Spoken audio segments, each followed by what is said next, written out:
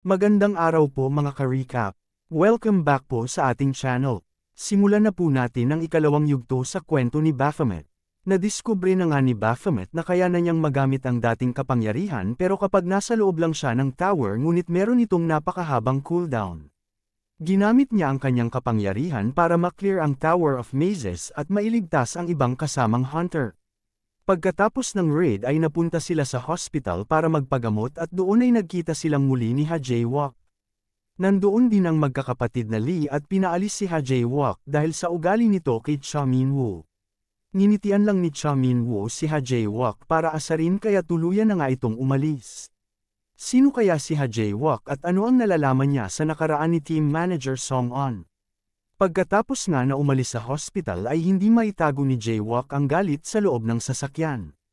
Pinapakalma siya ng kasama pero ayaw pa rin niyang paawat. Hindi siya makapaniwala na napahiya siya ng isang depektibong produkto ng system. Pero nagtataka talaga siya kung ano ang totoong nangyari. Nang una niya daw itong nakita ay sigurado siyang walang kapangyarihan ito. Posible daw na na-awaken siya. Mukhang may hindi siya napansin. Ginamit niya ang kanyang instincts para makarating kung nasaan siya ngayon kaya hindi daw maaring magkamali siya. Inutusan niya ang kasamang si Ji-hyun na obserbahan si Cha Min-woo. Naniniwala siyang may tinatago ito. Sa loob ng ospital ay nandoon pa rin sila Min-woo. Nagpasalamat si Sang-hoon sa kanya. Pwede na sana siyang iwang ni Min-woo sa loob pero pinili pa rin niyang ilabas siya kasama ng ibang hunter. Hindi alam ni Min-woo ang sasabihin kaya wala siyang reaksyon dito. Sinabi ng kapatid ni Sang-hoon na mabuti kung lumabas sila nang makapag-usap ang dalawa, niyaya ni Director Lee si Song-on na mag-usap tungkol sa negosyong plano niyang itayo.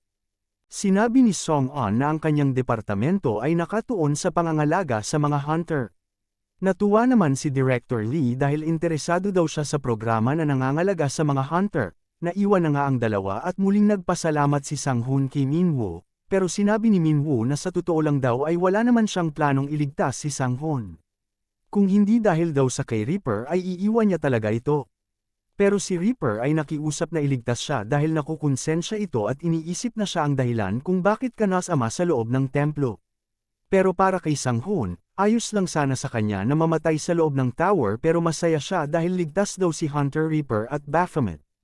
Huminhingi din siya ng paumanhin kay Baphomet. Sinabi ni Min-woo na sa tingin niya ay hindi lang sa pumunta dito para magpasalamat at humingi ng tawad. Ano daw ang gusto niya pang sabihin, sinabi ni Sang-hoon na kahit ano pa ang intensyon ni Baphomet ay hindi pa rin may kakailangan niligtas ni Min-woo ang buhay niya kaya kung anuman ang kahilingan ni Min-woo ay ibibigay niya basta abot ito ng makakaya niya. Sinabi ni Min-woo na parang sobra-sobra na ang pasasalamat niya pero hindi daw siya tatanggi. Una daw ay kung pwede niyang ubusin ang pagkain. Pangalawa ay hindi na niya kailangan bayaran ang armor na sinira niya. Sinabi ni Sang-hoon na sa kanya ang pagkain yan kaya malaya siyang ubusin ito at ang armor naman ay wala namang halaga sa kanya. Tinanong niya si Min-woo kung ito lang ba ang kanyang gusto. Napaisip si Min-woo kung ano ang hihilingin niya. Bigla niyang tinanong si Sang-hoon kung marami daw ba siyang pera. Ano kaya ang gagawin ni Baphomet sa perang ito? Sa kabilang banda naman ay tila may hunter na nahihirapan. Kaharap niya ang isang malaking monster. Sa isip niya ay hindi niya ito kayang harapin mag-isa. Kung meron lang daw sana siyang kasama, ang monster na ito ay makakaya nila. Pero biglang sumulpot si Song-on. Sinabi niya na huwag na itong mag-alala kung kailangan niya ng kasama. Meron daw siyang alam na party matching system para sa mga hunter. Meron din silang rental system na pwedeng maka-Ark Island ang kagamitan. Kung utang ang pag-uusapan, nagpapautang din sila ng mas mababa ang interest kumpara sa mga bangko. Kung anumang serbisyo at suporta ang kailangan nila, ang Central Hunter Management daw ang magbibigay nito sa kanila. Ito pala ay patalastas lang na hatid ng central government. Parang naiirita si Min-woo nang makita ang patalastas. Hindi daw siya nasasanay kahit ilang ulit na niyang napapanood ito. At kaya pa daw ni Song-on maglakad na parang walang nangyari pagkatapos na gawin ang patalastas na ito. Pero nasa likod pala si Song-on at narinig ito. Sinabi niya na ginawa niya lang ito dahil ang idol hunter na si Jun ay hindi magaling umarte kaya kailangan niyang samahan ito. Nagulat si Song-on nang nagsalita ang kasama niyang si Assistant Manager Han na ipopost daw siya sa internet dahil sa paninira kay Jun.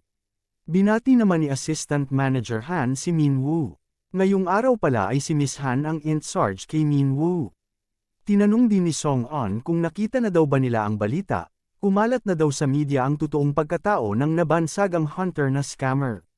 Walang iba kung hindi si Cha Minwoo. Mukhang ito daw ang hininging pabor ni Minwoo sa kay Sang-hoon. Plano pala lahat ito ni Cha Minwoo. Tinanong niya si Sang-hoon kung marami siyang pera dahil gusto sana niyang ipalabas sa media na hindi siya isang manloloko at scammer. Sinabi ni Sang-hoon na kung ganito lang ay di na kailangan ng pera, maraming media ang gustong mapalapit sa Royal Gold kaya walang problema ito.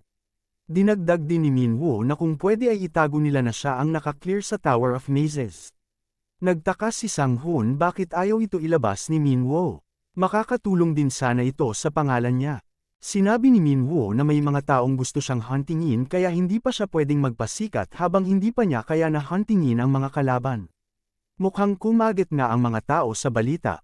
Umalis na si Song-on at iniwan si Minwoo sa pangangalaga ni Assistant Manager Han. Sinabi ni Miss Han na kahit ganito daw si Team Manager Ma Song-on ay alam niyang nag-aalala ito kay Minwoo. Wala namang komento si Minwoo kaya napangiti na lang si Miss Han. Nagpatuloy na si Minwoo at si Miss Han sa kanilang pupuntahan. Ngayong araw ay kukunin ni Minwoo ang Hunter Test para malaman kung ano ang rank niya bilang Hunter. Pero bago daw ang lahat ay kailangan niyang ipakilala si Minwoo sa professor na mangagasiwa sa test niya.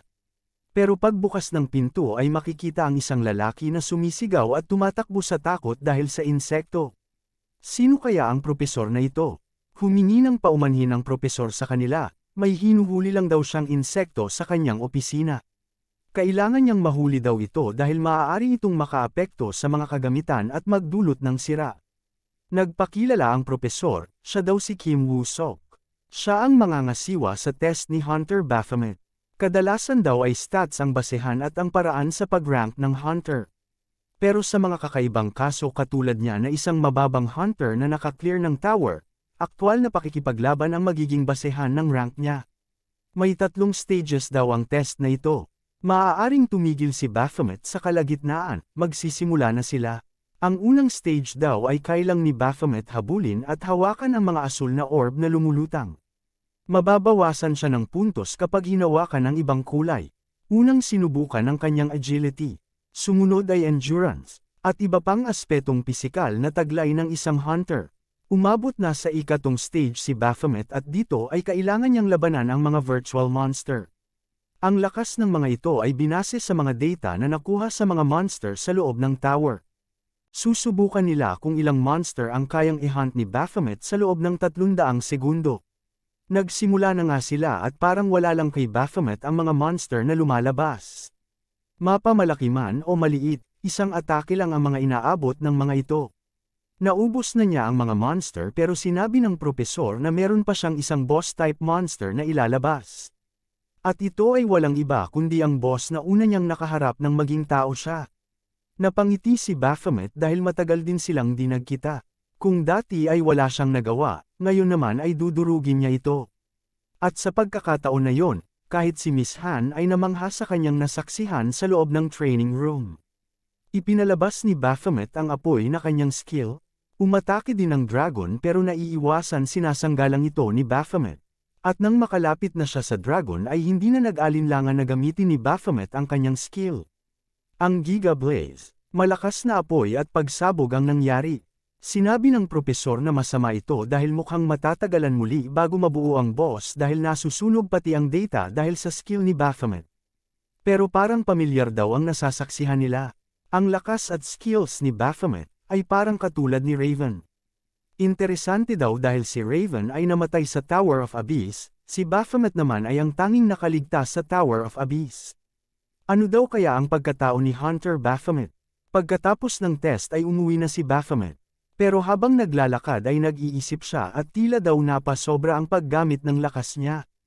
Mukhang nagdududa ang dalawa sa kanya, hindi na niya maaring gawin ang mga bagay na gusto niya basta-basta sa loob ng tower. Kailangan niya mag-ingat hanggang sa mahanap na niya ang papatay sa kanya. Nakatanggap si Minwoo ng tawag kay Song-on. Kinumusta niya ang test ni Minwoo. Hindi din tatagal at maririnig niya na din daw ang resulta kay Miss Han. Tinanong ni Song-on si Minwoo kung nasubukan na niyang gamitin ang token galing sa boss ng Tower of Mazes na si Rizal. Nalito si Minwoo sa tanong ni Song-on, Nakalimutan pala ni Song-an sabihin sa kanya paano ito gagawin, sinabihan siya ni Song-an na gamitin niya ito at tiyak ay magugustuhan niya ang kalalabasan. Binuksan nga ni Baphomet ang kanyang system at nagulat sa nangyari. Biglang lumiwanag ng malakas at sinabi ng system na tagumpay siyang gamitin ang token ng Tower of Mazes.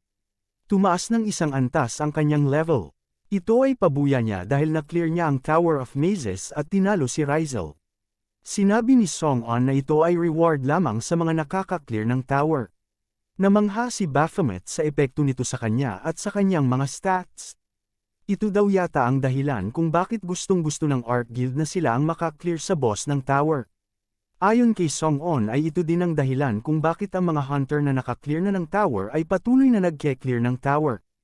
Tiningnan din ni Baphomet ang kanyang skill na Chrono Break. Napansin ni Baphomet na bumaba din ang cooldown ng kanyang skill.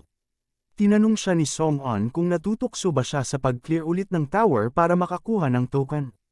Pwede niyang bigyan si Baphomet ng lokasyon ng ibang tower kung kailan niya gusto. Hindi daw si Baphomet makakahanap ng boss na katulad niya. Pero nagulat si Song-on nang sumigaw ng malakas si Baphomet. Tinanong niya ito kung ano ang nangyayari. Nabitawan niya din ang kanyang telepono. Napaluhod sa sakit si Baphomet. Hindi maayos ang kanyang pakiramdam. Nasusuka siya at pakiramdam niya ang nahahati sa dalawa ang ulo niya. Bakit daw kaya ito nangyayari? Tila may nakikita siyang kakaiba. Bulaklak na kulay lila. Ito ay hawak-hawak ng isang batang babae na tumatawa. Sa isip niya ay sino naman ito? Biglang lumiwanag ng malakas sa kanyang bahay na abot kahit sa kabilang kanto. Tuluyan nang nasuka si Baphomet. At pakiramdam niya ay mamamatay siya. Hindi niya alam kung ano na ang nangyayari sa kanya. Nakarinig din siya ng tila may umuubo maliban sa kanya. Sinasabi nito na hindi na rin niya kaya at parang mamamatay siya. Natutulala si Baphomet sa nakikita. Merong isang bata sa harapan ni Baphomet. Nagtatanong ito kung bakit niya nakikita ng malinaw ang mukha ni Baphomet. Kahit si Baphomet ay di rin nakasalita sa mga sandaling yon. Pero naramdaman ni Baphomet ang kapangyarihan niya at napagtanto na ang batang nasa harap niya ay walang iba kung hindi si Beelzebub. Napasigaw si Beelzebub na umalingaw-ngaw sa kanilang lugar. Bakit naging isa siyang kalunos-lunos na tao? Hindi daw ito maaari. Umalis si Baphomet at binilhan ng gamit na masusot ang batang Beelzebub. Pagbalik niya ay masama pa rin ang loob ng bata. Sinasabi niya na ang kanyang mapanglaw na mga mata, ang maganda niyang buhok, at ang kanyang kaakit-akit na pangangatawan ay nawala. Sinisisi niya si Baphomet. Siya daw ang may kasalanan ng lahat na ito.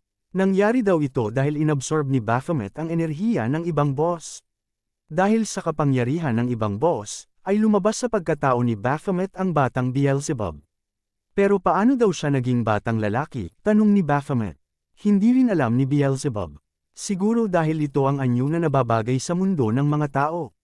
Pero bakit sa dinami-dami ng pwede, ay bakit bata ang naging kanyang anyo? Ang masama pa sa lahat ay naging mahina din siya dahil mahina din si Baphomet. Napagtanto ni Baphomet na ibig sabihin, kontrolado niya pa din si Beelzebub.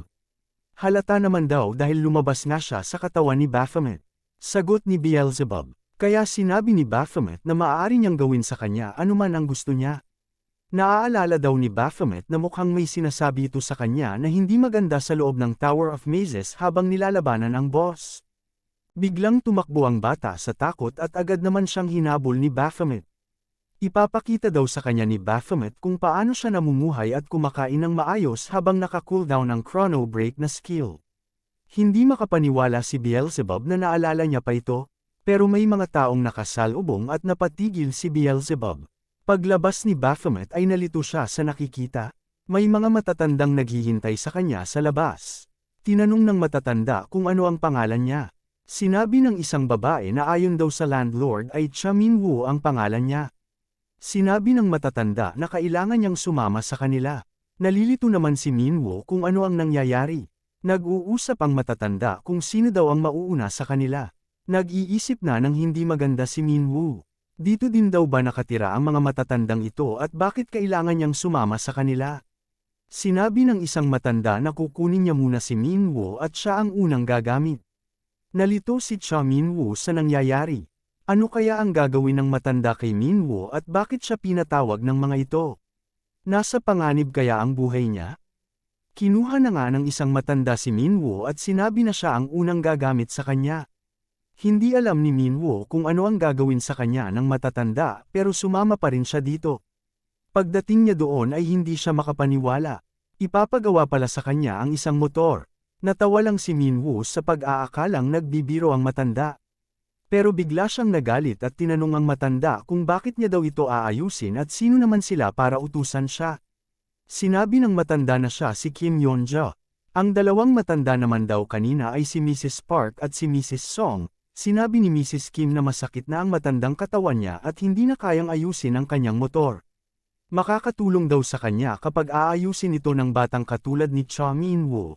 Pero biglang lumabas si Minwoo na nagrereklamo. Nakatanggap naman ng message si Minwoo galing sa system. Sinasabi nito na makakabuti kapag tulungan daw niya si Mrs. Kim. Biglang nagbago ang message ng system at nakatanggap siya ng isang quest. Kailangan niyang tulungan ang mga kapitbahay niya dahil kung hindi, kamatayan niya ang parusa. Nagalit si Baphomet pero sinabi ng administrator na makakatulog ito sa kanya na matuto makipaghalubilo sa mga tao, matutunan niya din mahalin ang kapwa niya. Pero sinabi ni Baphomet na wala siyang pakialam sa mga emosyon na ito. Para sa kanya ay laruan lang ang mga tao. Sinabi ng administrator na kung ito ang paniniwala niya ay papatayin niya na lang si Baphomet. Pinigilan siya ni Baphomet at kusang bumalik siya sa kay Mrs. Kim. Tinanong niya si Mrs. Kim kung ano daw pa ang dapat ayusin. Kinagabihan, may isang pusa na naglilibot sa lugar nila ni Minwoo. Napansin niyang may saysakayang umaaligid kaya nagtago ito. May dalawang lalaki na bumaba sa sasakyan at tiningnan ang paligid. Nagsalita ang isang lalaki at tinanong ang kasama kung gaano daw katagal para mapalayas ang mga matatanda sa kanilang mga bahay. Sinabi ng lalaking may peklat sa labi na hindi daw ito matatagalan. Basta umayon sa lahat ang plano. Sino na naman kaya ang mga lalaking ito? Magdudulot kaya sila ng gulo sa tahimik na lugar ng mga matatanda? Lumipas nga ang mga araw at pinagpatuloy ni Baphomet ang pagtulong sa mga matatanda. Mula sa pag-aayos at pagmamartilyo ng mga gamit, hanggang sa pagligtas sa pusa. At pagbangkal ng lupa. Kahit pagkukuha ng mga tuyong dahon sa puno ay ginagawa niya. At dahil dito ay inaasar siya ni Beelzebub at nagkahabulan na naman ang dalawa. Isang araw may ginagawa si Baphomet ay nainis siyang nakita si Beelzebub na nakatihaya lang at nagbabasa ng libro. Tinanong niya ang bata kung ano ang ginagawa nito. Sinabi ni Beelzebub na nagbabasa siya ng nobela na gawa ng mga tao. Interesante daw ito at talentado din daw pala ang mga tao. Naiintindihan niya na daw kung bakit gusto maging tao ni Baphomet. Pinatahimik siya ni Baphomet at tulungan na lang daw siya sa pagtatrabaho. Pero ayaw ni Beelzebub dahil bawal daw sa batas na pagtrabuhan ng mga batang katulad niya. Humiram pang muli ng ibang libro si Beelzebub sa matanda.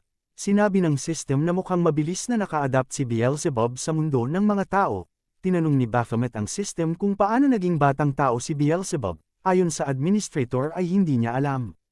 Hinak niya lang ang system ng Earth pero wala siyang alam. Ang tanging makaksagot daw ng tanong niya ay ang gumawa mismo sa Earth. Tinanong niya ang system kung hanggang kailan daw magpapatuloy ang pagtulong niya sa mga matatanda. Sinabi ng system na nakikinabang naman siya sa quest na binibigay sa kanya. Una, pagkatapos niyang ayusin ang motor ay ibinigay ito sa kanya ng matanda. Tinulungan din siya ng isang matanda na maayos ang linya ng kanyang tubig.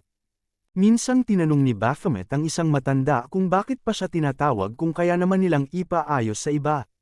Ayon sa isang matanda ay dating may nakatira sa tinutuluyan ni Cha Minwoo. Isang binata din katulad niya. Nagtataka daw ang mga nakatira sa paligid katulad niya kung bakit napadpad sa kanilang lugar ang isang binatang katulad niya. Tuwing dadaan sila sa harap ng bahay ay nakikita nila ang maraming bote ng alak. Hindi daw siya lumalabas puwera lang kung bibili ng alak. Ginawang dahilan ni Mrs. Kim na utusan ng binatang yon dahil natatakot sila na baka mamamatay ang binata kapag nagpatuloy lang ito sa kanyang bisyo. Sa simula daw ay may pagdududa din siya kagaya ni Cha Minwoo pero nang tumagal ay tahimik niyang ginagawa ang mga gawain ng matatanda. Hindi tumagal ay nagsimula na daw itong kumausap sa kanila at ngumingiti na din siya. Hanggang dumating ang araw na nagpaalam itong aalis na dahil nakahanap na siya ng makabuluhan na gagawin niya sa buhay. Hiniling niya na kung sino man ang manirahan sa bahay na yon, ay tratuhin nila ng katulad sa kanya, naintindihan ito ni Cha Minwoo. Sinabi niya na kailangan niyang hanapin ang lalaking ito dahil siya pala ang may kasalanan bakit nagtatrabaho siya. Habang kumakain ay tinanong ng matanda si Minwoo kung masarap ba ang pagkain. Nasasarapan si Minwoo sa pagkaing inihanda ng matanda sa kanya. Ayon sa matanda, ang mga kabataan ngayon ay hindi gusto ang mga ganitong pagkain. Bigla namang pumasok ang isang babae na tila nasa high school na. Apo pala ito ng matanda. Inanyaya siya ng lola niya na kumain pero sinabi niyang tapos na siya kumain kasama ang mga kaibigan niya. Mag-aaral na daw siya sa kanyang kwarto at huwag siyang istorbohin, sinabi ng matanda kay Minwoo na matalino ang batang yon. Parati daw itong number 1 sa kanilang klase, sa isang sulok naman ng syudad ay nag-uusap ang mga gangster. Tinanong ng isang tauhan ang kanilang boss kung ano ang gagawin nila. Sinabi ng boss nila na wala silang magagawa kung hindi gumawa ng gulo sa lugar ng mga matatanda, mas madali daw ang isang bahay dahil may utang sa kanilang pera ang may-ari ng bahay na yon.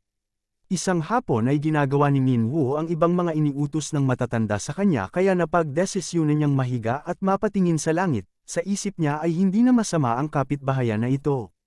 Habang nagpapahinga ay napansin niyang wala si Beelzebub sa kanilang bahay kaya hinanap niya ito pero bigla siyang nakatanggap ng mensahe mula sa system. Galing ito sa gobyerno, lumabas na pala ang resulta ng kanyang test para malaman ang rank niya bilang hunter. Nang makita ni Minwoo ang resulta ay di na siya nagulat dahil inaasahan na daw niya ito. Bumalik na si Minwoo sa pagtatrabaho para matapos niya ang mga gawain. Isang hapon sa likod ng kanilang bahay, makikita ang babaeng apo ng isang matanda. Naninigarilyo ito malapit sa pader na pininturahan ni Minwoo. Nahuli siya ng kanyang lola na naninigarilyo kaya nainis siya. Sinabi ng lola niya na kapag nahuli siya uli ng kanyang guro ay siguradong hindi na siya makakapasok sa unibersidad. Anong unibersidad daw ang sinasabi ng lola niya? Nasaan daw ang pera para pangpaaral niya? Hindi daw siya mag-aaral sa unibersidad. Sinabi ng lola niya na wag problemahin ang pera dahil gagawa niya ito ng paraan. Sinagot siya ng apo niya na malulubog lang sila sa utang kapag nag-aral pa siya, dahil daw ito sa kanyang ama na namatay at nag-iwan ng mga utang. Hindi daw ito mababayaran ng lola niya. Biglang may sumali sa kanilang usapan at inalok ng trabaho ang babae. Ito ay ang dalawang gangster. Binati ng gangster ang matanda, nagulat naman ang kawawang matanda at tinanong kung bakit sila nandito ngayong hindi pa naman petsa ng bayaran nila. Ayon sa gangster ay nag-iba ang sitwasyon at kailangan nilang maningil ng maaga. Paano naman daw nila mababayaran agad ang hinihinging pera? Tanong ng matanda. Sinabi ng gangster na ibenta nila ang bahay nila sa kanila. Nagalit ang batang babae at sinabi na wala silang pupuntahan kapag ibinenta nila ang bahay. Sinabi ng gangster na wala daw silang pakialam kung saan sila mapupunta, narinig niya daw na gustong magtrabaho ng batang babae. Pwede niya daw itong bigyan ng trabaho. Maganda naman kasi ang katawan niya at maganda siya. Pero hindi sumang-ayon ang kasama niyang baguhan dahil minor pa daw ang sinasabihan niya ng ganito. Bigla namang sinabunutan ng babae ang gangster. Sinubukan pang pigilan ng matanda ang apo niyang si Suyon pero biglang tinulak ng gangster si Suyon. Sa kabilang bahay naman ay naroon si Mrs. Kim at Beelzebub na nag-uusap. Naaaliw sa pagbabasa ng mga nobela ang bata, pero napansin ni Mrs. Kim na tila may tao sa labas. Napansin din ito ni Beelzebub. Lumabas si Mrs. Kim at may dalawang tao nga na sumalubong sa kanya. Mayroon din sa labas ng bahay ni Mrs. Song kaya walang tigil sa pagtahol ang kanyang aso. Si Cha Minwoo naman ay pabalik na sa pader para ipagpatuloy ang pagpipintura nang makita niyang nagkakagulo na doon ang gangster at si Suyon. Nagalit siya dahil hindi pa daw tuyo ang pintura pero sinira na nila ito. Nagulat din ang mga gangster dahil di nila inaasahan na may nakatirang binata pala dito. Pinaubaya ng gangster sa baguhan niyang kasama si Minwoo para iligpit. Galit na galit si Minwoo dahil plano niya sanang kunan ng larawan ng pader dahil ito ang unang proyekto niya sa pagpipantura. Akmang susuntukin na ng baguhang gangster si Minwoo pero sa mga oras na iyon ay nagulat ang isang gangster nang makitang lumilipad ang kasama niya na parang balahibo. At sa isang kisap mata lang ay nasa harap na niya si Minwoo. Sigurado siya na hunter ang binatang yon. Ito ang ikinwento niya sa kanyang boss. Hunter din pala ang boss ng mga gangster pero matagal na daw siyang tumigil. Tinanong ng tauhan ang boss kung bakit siya tumigil. Ayon sa boss ay maraming malalakas na hunter kaya siya tumigil. Ang huling misyon niya ay noong may nakasama siyang hunter na tila pakiramdam niya ay napakalayo ng agwat nila. Sobrang lakas at galing daw nito. Pero kalimutan na daw nila ito. Kailangan nilang pagpuunan ng pansin ang pagpapaalis sa mga matatanda. Unahin na nila ang binatang sagabal sa kanilang plano. Kailangan nilang mag-background check sa hunter na ito. Kinagabihan ay nagtipon-tipon ang mga magkakapitbahay at pinag-usapan ang nangyari kaninang hapon. Halos lahat daw sila ay pinuntahan ng mga gangster at pinanggugulo ang kanilang bahay. Sinira ng mga lalaki ang ibang gamit sa kanilang bahay, at pati ang kanilang hardin ay sinira din daw ng mga lalaki. Matagal na nilang naririnig na merong redevelopment project sa kanilang lugar kaya baka ito ang dahilan. Saan na daw pupulutin ang mga matatandang katulad nila kapag pinaalis sila sa lugar na ito? Umalis si Minwoo sa gitna ng gabi na tila may pinaplano. Tinawag siya ni Suyon at tinanong kung totoong hunter daw ba siya. Ang alam daw niya ay tumatanggap ang mga hunter ng pera para sa ibang trabaho. Iniabot ni Suyon ang kaunting pera kay Minwoo at sinabi na ito lang daw muna ang meron siya pero dadagdagan niya ito kapag nakapagtrabaho na siya. Nakikiusap siya na kung pwede ay gawa ni Minwoo sana ng paraan na hindi na bumalik ang mga gangster. Pero sinabi ni Minwoo na hindi na kailangan ng bayad. Pinaplano na niyang iligpit ang mga yon kahit hindi man makiusap si Suyon sa kanya. Pagbabayaran daw nila ang ginawang kaguluhan sa kanyang kapitbahayan. Naghahanda na si Minwoo para umalis nang marinig niyang may ulong sa kanya, ito pala ay si Beelzebub. Sinabi ni Beelzebub na alam niyang gagawin ni Baphomet ito kaya naghanda na siya ng maaga. Nilagyan niya ng mga familiar spirit ang mga gangster na pumunta sa bahay ni Mrs. Kim. Ituturo daw sa kanya ng familiar spirit na ito kung nasaan ang kuta ng mga gangster. Hindi na nagsayang ng oras si Baphomet at umalis na pero nasa labas pala si Taeyong. Tinanong niya si Baphomet kung saan siya pupunta. Hindi daw siya pwedeng pumatay maliban lang kung binigyan siya ng misyon. Tinanong ni Minwoo na kahit ang mga taong yon ay mga masasama. Lalo na daw dahil mga sibilyan sila. Sagot ni Taeyong. Paano naman daw kung bubugbugin niya ang mga ito hanggang mag-agaw buhay lang? Sinabi ni Taeyong na pwede naman daw. Biglang tinawagan ni Taeyong si Song-on at ipinaalam na nakaalis na si Cha Minwoo. Sa kuta naman ng mga gangster ay nagbibigayan na sila ng sahod dahil sa ginawa nilang panggugulo sa mga bahay ng matatanda. Habang nakikipagkwentuhan ay nakarinig sila ng kaguluhan. Maririnig ang ibang kasamahan nila na nagsisigaw at nagtatanong kung sino ang taong nakapasok. Isa-isang pinapabagsak ni Minwoo ang mga gangster. Isa-isa niya rin itong pinuputulan ng mga braso. Natulala na lang ang ibang mga gangster sa takot. Makikita sa mukha ni Minwoo na hindi siya nakikipaglaro sa kanila. Nakita ito ng kanilang leader kaya sinigawan sila at inutusan na hulihin ang estrangherong nakapasok. Pero pinagpaputol lang ni Minwoo ang kanilang mga braso. Lahat na hamarang sa dinadaanan niya ay napuputulan ng braso. Kahit ang leader ng grupo na binayaran ng gangster ay hindi nakaligtas. Binati ni Minwoo ang gangster at sinabi na nagkita silang muli. Tinapon niya sa gangster ang isang sako at inutusan itong pulutin ang mga brasong naputol. Sa isip ng gangster ay paano daw siya napunta sa ganitong sitwasyon. Tinanong ni Minwoo ang gangster kung tapos na siyang pulutin ang mga braso. Tapos na daw siya, nanginginig na sagot ng gangster. Pero sinabi ni Minwoo na tila may kulang. Ano daw ang kulang? Tanong ng gangster. Sinabi ni Minwoo sa gangster na hindi pa nalalagay sa sako ang kanyang braso. Matapos ni Minwoo na maasikaso ang mga gangster na yon ay dumiretso na siya sa opisina ng boss. Sa labas ay nagbabantay ang baguhang gangster na pinalipad niya. Ang boss naman ay biglang nakatanggap ng tawag. Nalito siya at inakalang prank call lang ito. Pero nagulat siya nang makita ang baguhang gangster. Tama nga daw ang sabi ng tauhan niya. Parang lumilipad ito na parang balahibo. Pumasok si Minwoo sa kanyang opisina at nilagay ang sako na puno ng braso sa lamesa ng boss. Sinabi ni Minwoo na siya na ang bahala magbalik nito sa mga may-ari.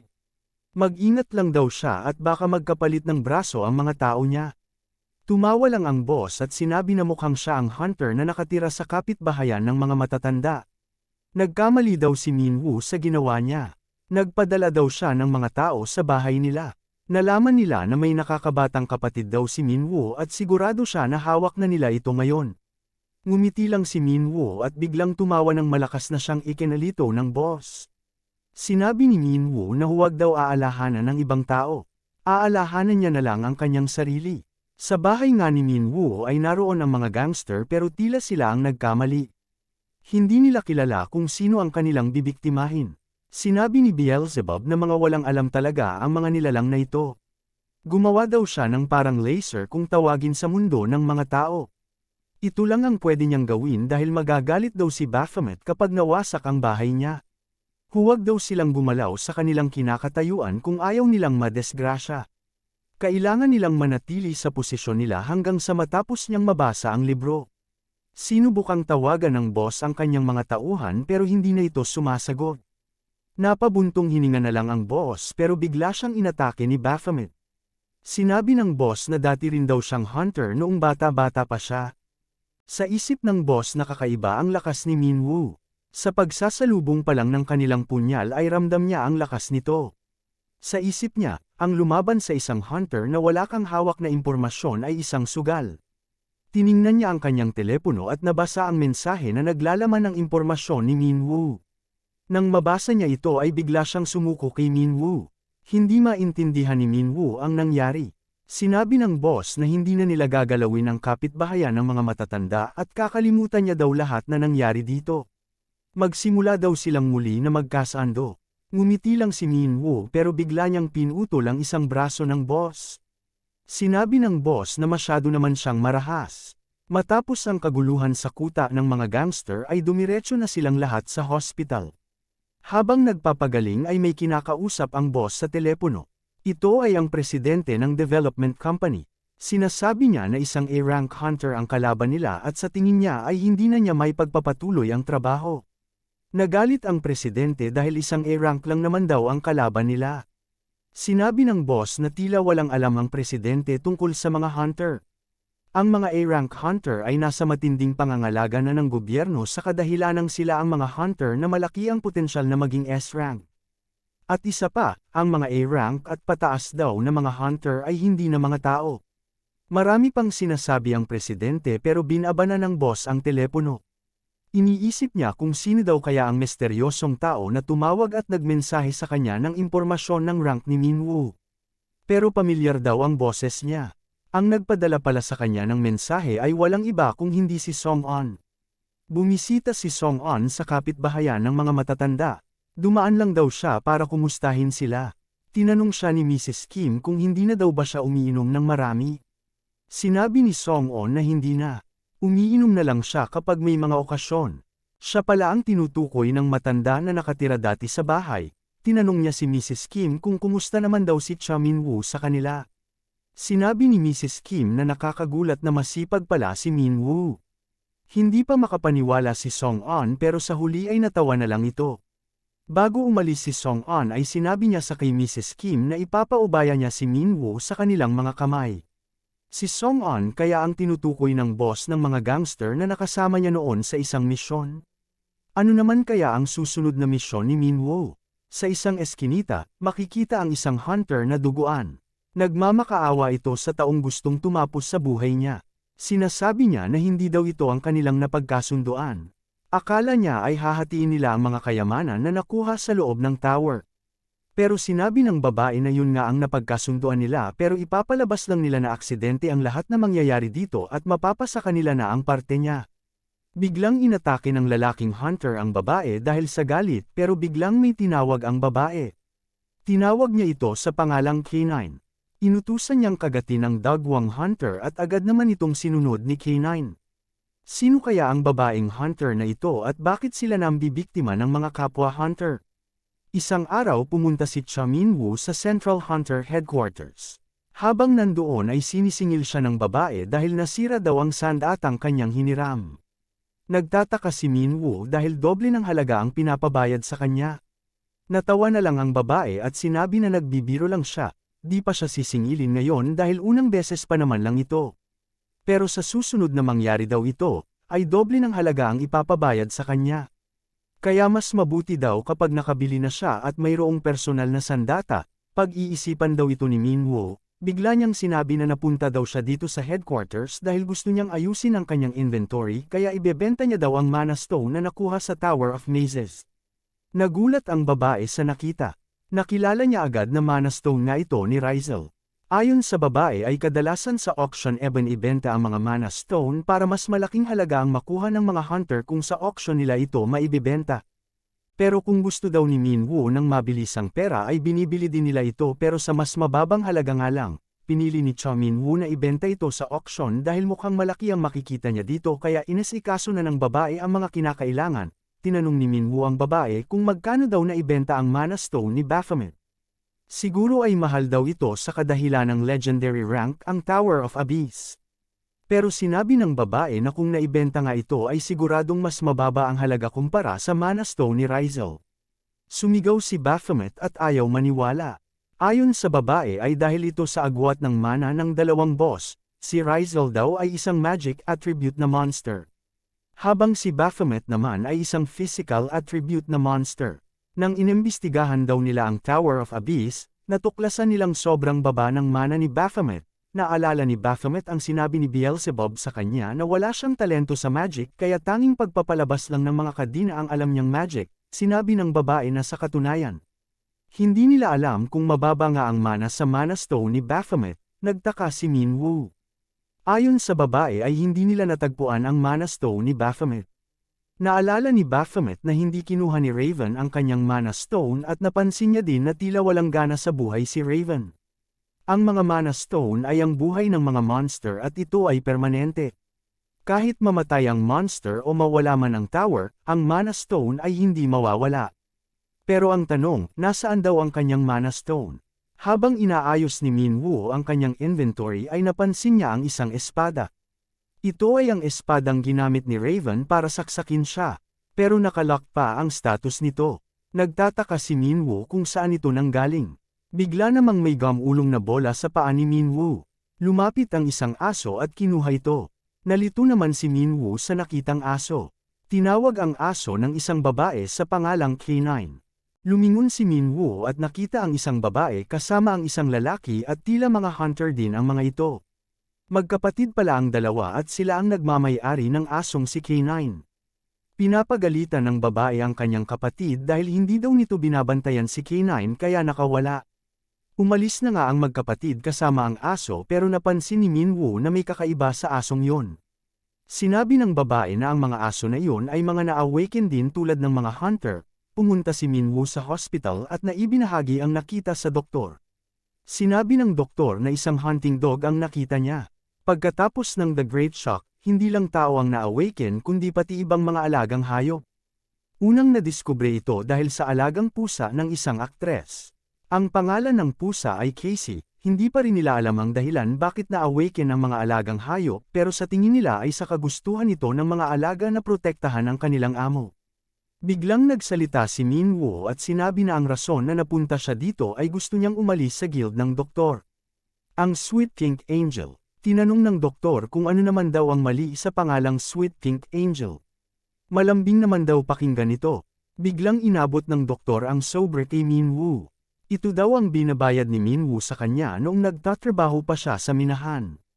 Iniipon niya daw ito. Dito palang makikita na mabuti siyang tao kaya huwag na daw umalis si Minwoo sa guild niya. Total kakailanganin niya ng guild para makapasok sa mga tower.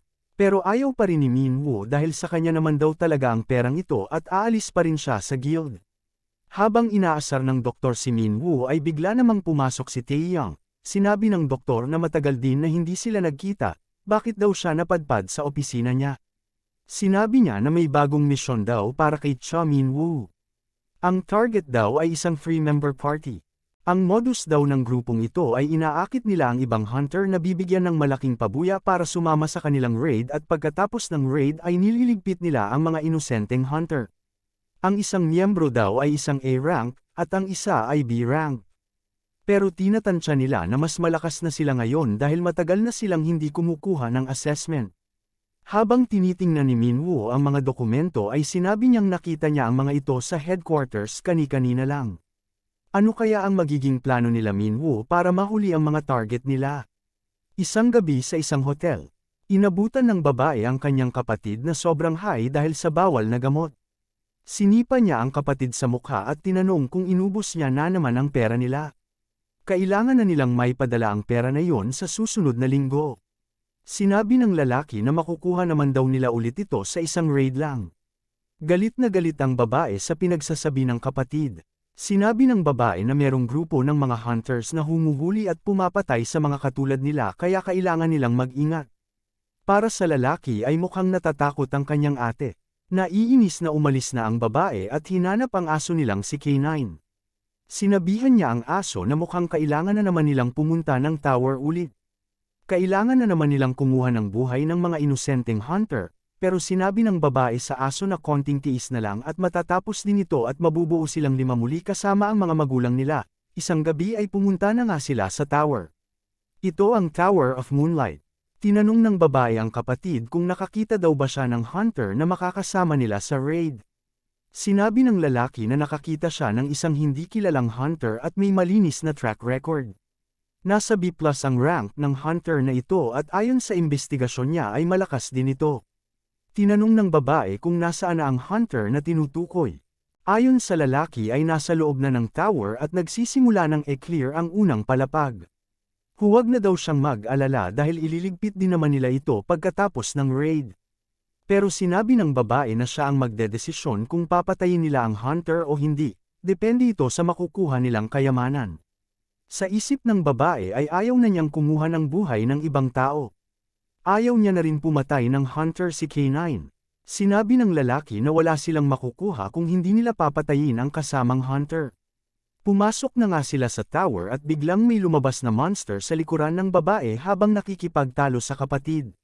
Sino kaya ang hunter na nakuha nila at makakaligtas kaya ang babae sa malaking monster na yon? Kanina pala sa ospital ay napag-usapan na nila Minwoo, Taeyong, at ng doktor ang kanilang gagawin. Ayon sa doktor ay mahirap makapasok si Minwoo sa kanila dahil nakita na nila ang isa't isa. At kahit takpan daw niya ang kanyang mukha, ay maaamoy pa rin siya ng hunting dog. Mukhang hindi ito madaling misyon dahil mausisa ang magkakapatid sa pagpili ng hunter na bibiktimahin nila.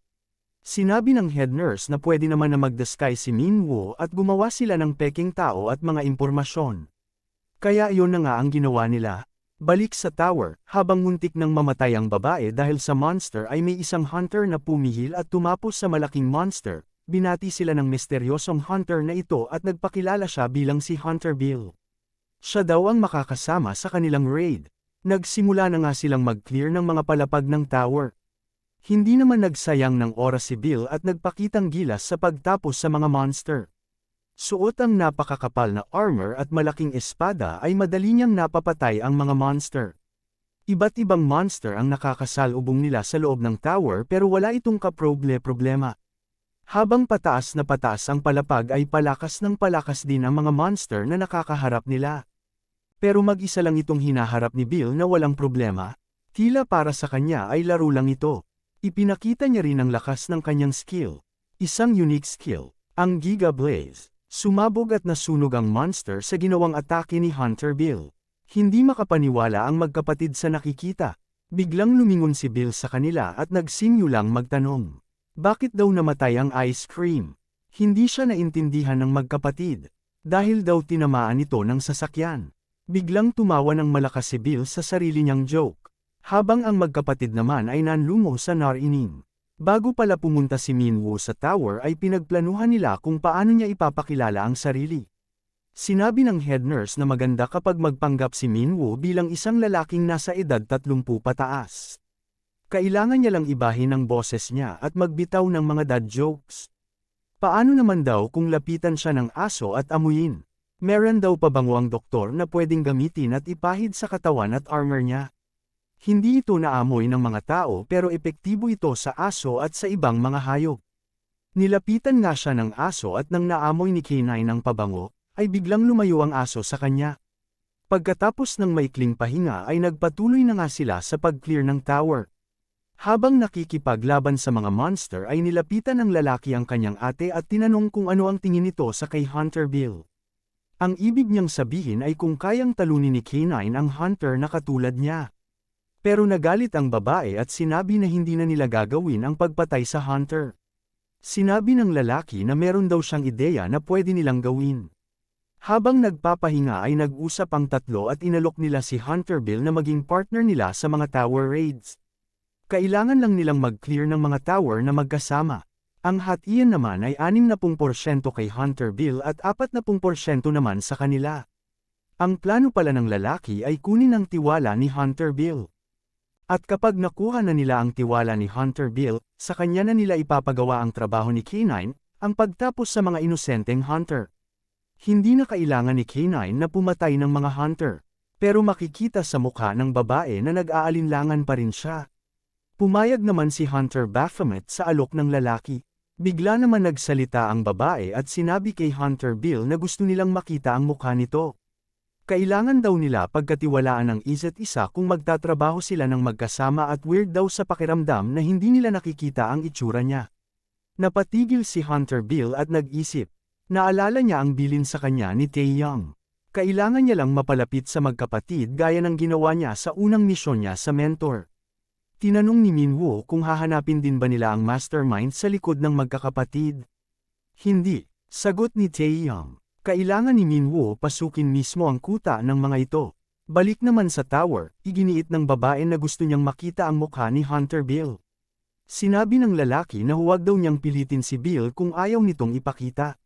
Ayon kay Bill ay wala naman itong problema kaso baka nga lang daw magulat sila. Tinanong ng babae kung dahil daw ba sobrang gwapo niya na magugulat sila. Pero nagbago ang ekspresyon nila nang makita ang itsura ni Hunter Bill. Napakaraming peklat na dulot ng pagkasunog ang nakita nila sa mukha ni Bill. Nakuha niya daw ito nang nakipaglaban siya sa isang boss ng tower.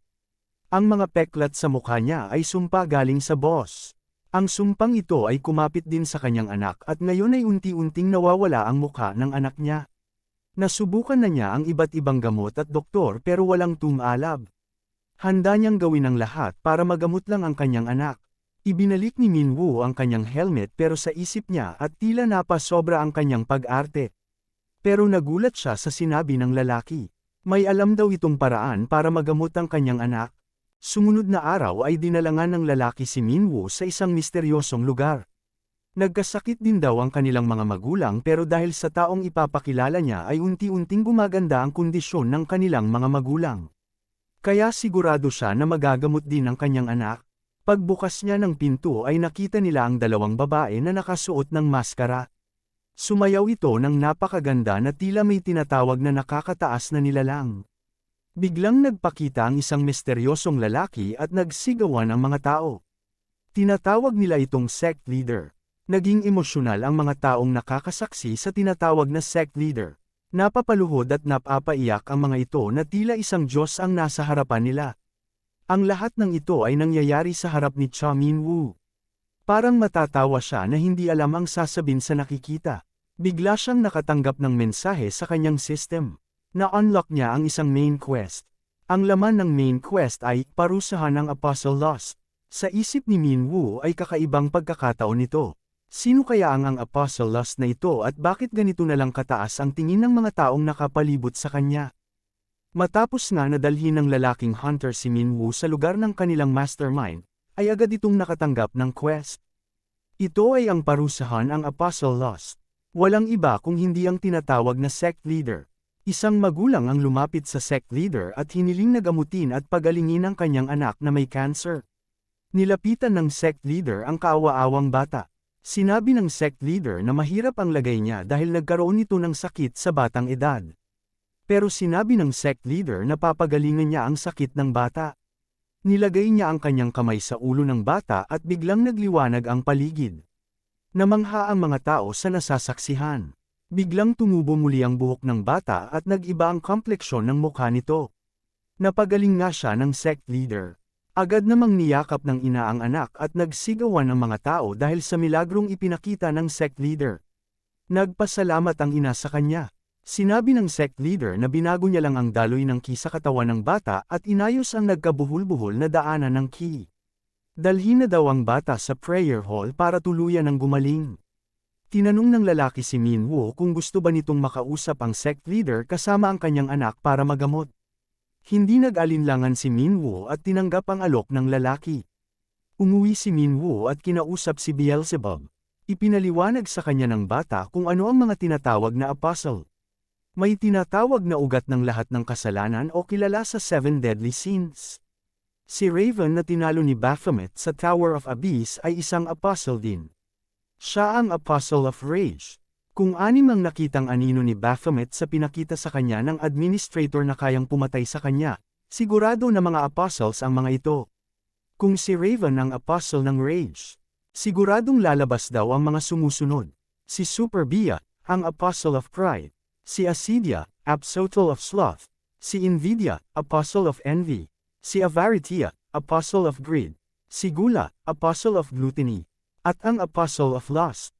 Sumunod na araw, sa lugar ng sect leader, kasama ang magkapatid na Hunter, ay nagpunta si Minwoo at humarap sa sect leader. Nagpakilala ang sect leader, siya daw si Seng Yu. Siya ang tagapangasiwa ng Butterfly Sect. Nagpakilala naman si Minwoo bilang si Hunter Bill. Tinanong ng sect leader kung anak daw ba niya ang nagtatago sa kanyang likuran, ito ay walang iba kung hindi si Beelzebub. Bago pala sila pumunta sa kuta ng Butterfly Sect ay kinausap ni Minwoo si Beelzebub na magpanggap bilang anak niya. Nag-aalinlangan si Beelzebub dahil siguradong delikado ito. Isa si Seng Yu sa posibleng pumatay kay Baphomet kaya malamang sobrang lakas nito.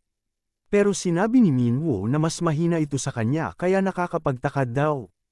Ang isang tao na kayang pumatay sa kanya ay mas mahina pa sa kanya. Pero ayaw pa rin ni Beelzebub dahil walang kasiguraduhan na mahina nga ang kalaban. Hindi na siya kasing lakas tulad ng nasa tower pa siya. Pero wala pa ring nagawa si Beelzebub sa pananakot ni Baphomet kaya napilitan siyang sumama sa kanya. Habang tinititigan ng sect leader si Beelzebub ay nararamdaman niya ang nakakabahalang enerhiya na nagmumula sa bata. Kakaibang sumpa daw ito. Sa isip ni Beelzebub ay mukhang napagkamala ng sect leader na sumpa ang kanyang monster aura. Napansin rin ng sect leader ang aura ni Baphomet at napagkamalang sumpa din ang kumakapit sa kanya. Pero sinabi ni Minwoo na maayos lang siya. Ang mahalaga ay ang kanyang anak. Sinabi ng sect leader na siya na ang bahala magpagaling sa anak niya pero kailangan daw ng malaking halaga para dito. Kailangan din daw sumali ni Hunter Bill sa buwanang prayer meeting. Simula ngayon ay dito na mananatili ang anak niya habang nagpapagaling. Tinawag na ng sect leader ang dalawang babae para kunin ang bata pero kita sa mukha ni Beelzebub na ayaw niyang sumama. Niyakap niya si Minwoo. Sinasabi nito na magpapakabait siya sa loob pero kabaligtaran ito ng pinapadala niyang mensahe kay Baphomet. Ayaw niyang maiwan dito. Kapag iiwan daw siya dito ni Baphomet ay isusumpa niya ito. Pero wala pa ring nagawa si Beelzebub at sumama na sa mga babae. Nagkamay na si Minwoo at si Seng Yu pero napansin ni Seng Yu na malambot daw ang mga kamay ni Hunter Bill at makinis. Ito daw ang mga kamay na naaakit ang mga babae. Mukhang nandiri naman si Minwoo sa narinig. Umalis na nga silang tatlo pero pinaiwan ng sect leader ang lalaking Hunter dahil may kailangan daw siyang sabihin sa kanya. Naunang lumabas na ang babae at si Minwoo. Habang naglalakad palabas ay binalaan ng babae si Minwoo. Sinabihan niya si Minwoo na pagtuunan lang ng pansin ang pagpapagamot sa anak niya at huwag na siyang makialam sa kultong ito. Hindi daw itong magandang lugar. Sa loob naman ay hinahanda na ng mga babae ang batang Beelzebub, kinuha lahat ng mga gamit niya pati ang libro. Tinanong niya kung saan siya pwedeng maglaro. Sinabi ng babae na pwede siyang maglaro kasama ang mga bata sa loob. Pinakilala nila ang batang Beelzebub sa ibang mga bata. Napansin naman ni Beelzebub na ang dalawang babae ay tila hindi mga tao. Binati naman siya ng isang batang nagngangalang Kim Dakyang. Sa isip ng ni Beelzebub ay mga familiar ni Seng Yu ang dalawang babae at tila tinatago niya ang kanyang kapangyarihan. Kaya napagdesisyon na ni Beelzebub na gamitin ang kanyang demonic eyes. Ito ay para maimbestigahan ang lugar ng sect leader. Pero hindi niya inaasahan ang agad na makikita. Nakita niya ang tunay na kalagayan ng mga bata. Hindi sila gumagaling kung hindi unti-unting namamatay. Ilusyon lang lahat na nakikita nila. Walang kaalam-alam ang mga magulang ng mga bata sa nangyayari sa kanilang anak at patuloy lang ang pasasalamat sa sect leader. Dahil daw sa sect leader ay gumagaling ang kanilang mga anak. Tinanong nila ang sect leader kung paano daw nila mababayaran ang kabuting loob na ito. Nagsalita ang sect leader at sinabi na kung gusto nilang bayaran ang kanyang kabutihang loob ay kailangan nilang ibigay ang buong puso at kaluluwa nila sa kanya. Tila na-hypnotize ang mga mag-aasawa at gumawa sila ng erotikong gawain sa harap mismo ng Apostle of Lust. Habang ginagawa ito ng mga mag-aasawa ay hindi mapigilan ng sect leader ang tuwa sa kanyang damdamin. Tumatawa siya ng malakas habang nanunood. Iba daw talaga kapag eksperyensyado ang gumagawa. Ano kaya ang tunay na motibo ni Seng Yu at bakit niya ito ginagawa? Sa opisina naman ng Central Hunters, ay pumunta si Song On para mag-report sa kanilang deputy ministry na si Baek Sang Jin. Sinabi niya na mukhang maganda ang pinapakita ni Cha Min-woo, ang hunter na nirecruit ni Song On. Naging A-rank din daw siya kaagad. Nagpapakita na magaling itong hunter. Pero bantayan daw dapat ito ni Song On ng mabuti dahil ang isang hunter ay hindi basta-basta nang babago. Baka dumating ang araw na kumalaban ito sa kanila sa huli kapag lumakas na. Kailangan daw ni Song On na mapasunod si Hunter Baphomet sa kanila. Hindi nakapagsalita si Song On sa komento ng ministro tungkol kay Cha Min-woo at sumang-ayon na lang. Habang nagmamaneho pabalik sa kanyang opisina ay tinawagan ni Song On si Tae-young at kinumusta si Min-woo. Ayon kay Tae-young ay maayos ang takbo ng misyon nila at napasok na nila ang kuta ng kulto. At ang nakakapagtaka ay parang mas porsigido si Min-woo sa kasalukuyang misyon kumpara sa mga nakaraan. Nagtataka si Song On kung ano kaya ang dahilan. Habang nasa raid si Min-woo ay nakikipag-usap ito kay Beelzebub sa pamamagitan ng familiar spirit niya. Binalita ni Beelzebub sa kanya na ang lahat na makikita sa mansyon ni Seng Yu ay ilusyon. Malaking magic ang kinakailangan para mapanatili ang mga ilusyon. Ito ang dahilan kung bakit mukhang mahina ang sect leader. Walang kaalam-alam ang mga tao na namamatay na pala ang kanilang mahal sa buhay. Napatigil si Beelzebub sa pagsasalita at tinanong ni Min-woo kung ano ang nangyari. May namatay na naman daw na isang bata. Habang nag-uusap ay bigla namang dumating ang babaeng hunter. Humingi ito ng paumanhin kay Hunter Bill dahil nahuli siya ng dating. Tinanong ni Min-woo kung nasaan ang kanyang kapatid. Ayon sa babae ay binisita nito ang kanilang magulang kasama ang aso nilang si K9. Kadalasan ay hindi pwedeng dalhin ang mga aso sa pagbisita dahil may mga pasyenteng may allergy sa mga hayop pero binigyan daw sila ng permiso ngayong araw, wala naman daw itong problema ayon kay Hunter Bill. Pwede na silang magsimula. Sa mansyon naman ng Butterfly Sect, may isa na namang bata ang gumaling. Ito ay ang batang nakita ni Min-woo nang unang pumunta sa mansyon. Si Kim Dak-young, pwede na daw siyang bumalik sa kanilang bahay at makasama ang kanyang mga magulang. Tuwang-tuwa naman ang mga bata pero ang tanging nakakakita lang ng tunay na nangyayari ay si Beelzebub. Sa isip niya ay nakakasuka ang kanilang ginagawa. Parang pinaglalaroan lang nila ang katawan ng tao. Parang magkasing lupit lang ang mga tao sa mga monster at walang pinagkaiba. Lumapit ang bata sa kanyang magulang at niyakap ang mga ito. Nagpasalamat naman ang mga magulang sa mga babae. Sinabi ng dalawang babae na may hinanda silang farewell party para kay Dak-young. Sinabi ng tatay na handa siyang tumulong. Pero sa isang iglap lang ay pinatay sila ng dalawang babae. Nakita itong lahat ni Beelzebub at sinabi na binabawi niya lahat ng sinabi niya kanina. Hindi magkasing lupit ang mga monster at tao.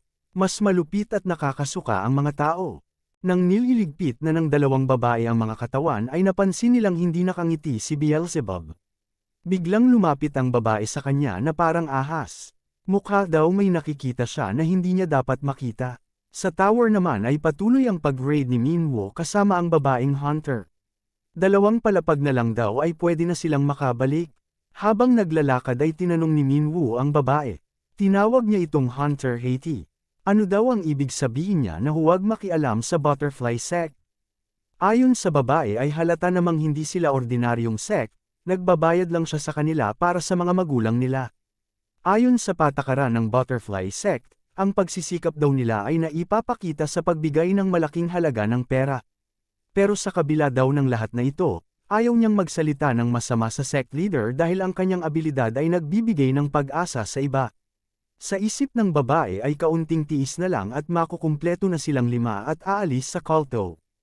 Tinanong ni Min-woo si Hunter Haiti kung paano naman kung hindi makakapagbigay ng pera ang mga tao sa sect leader. Ayon sa kay Hunter Haiti, kailangan mong gawin ang mga bagay na makakabigay ng aliw at saya sa sect leader. Sinabi ni Min-woo na mukhang hindi ito makatao, sumang-ayon nga dito si Hunter Haiti. Ang mga mag-asawa na walang kakayahang magbayad ng malaking halaga ay katawan nila ang kanilang pinambabayad.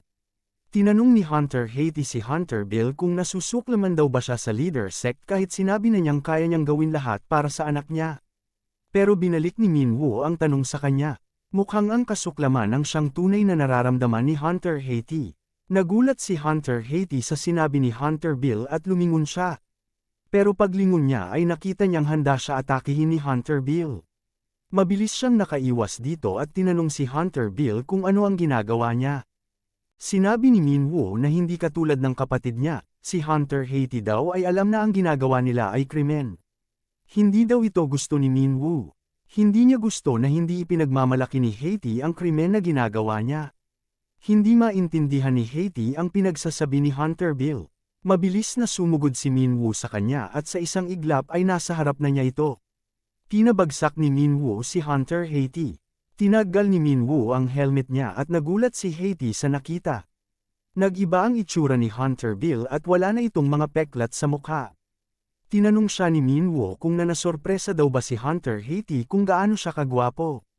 Sinabi ni Minwoo sa kanya na kailangan nilang magtulungan para mahuli ang tarantadong sect leader. Sa mansyon naman ay bumisita na nga ang lalaking Hunter kasama ang kanilang asong si K9. Makikita na mukhang magaling na nga ang mag-asawa at binati nila ang kanilang anak pero tila hindi masaya ang aso. Lumapit ang mag-asawa sa aso pero wala pa ring reaksyon si K9. Habang nakatingin sa mag-asawa ay napatulo ang luha ng kawawang aso. Akala ng lalaking Hunter ay naiiyak lang ang aso sa tuwa dahil nakita niya ang kanyang tinuturing na magulang pero sinabi ng aso na patay na ang dalawa. Ang kanilang ina at ama ay wala ng buhay.